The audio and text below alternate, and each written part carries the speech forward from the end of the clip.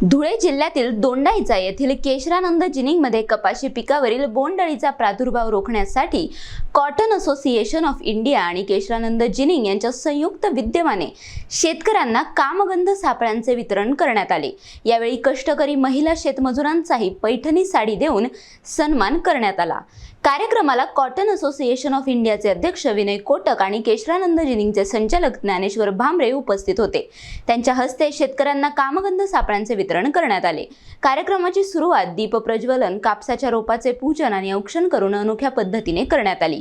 यावेळी शेतकरी तसेच शेतात राबणाऱ्या कष्टकरी महिला मोठ्या संख्येने उपस्थित होत्या।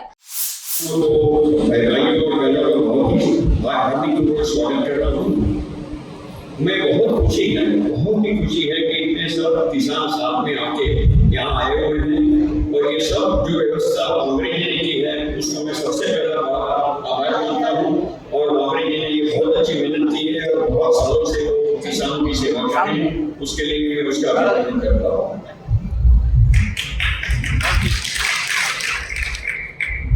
हमारे सब साइंटिस्ट जो यहाँ आए हुए हैं उनका मैं सत्कार करता हूँ।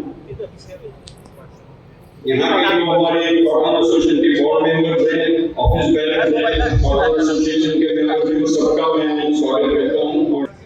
अगले 8 साल से व्यवसाय हा सुरू केला होता मुंबईमध्ये आणि आमचे दुसरे मित्र जे आहेत रवींद्रजी मानगावे यांनी आमच्या कैलास काका जे पुण्याचे या स्मिटावर उपस्थित असलेले कैलास काका यांना उपाध्यक्ष केलं आणि इतकं नव्हे तर त्यांना आश्वासन दिलेलं आहे की आम्ही कैलास काकांना भविष्यातला अध्यक्ष करू म्हणून मी कैलास काकांचं नाव या ठिकाणी आता घेतोय आणि कैलास काकांचं सहकार्य। Akhtar Shah, NTV news Marathi, Dhule.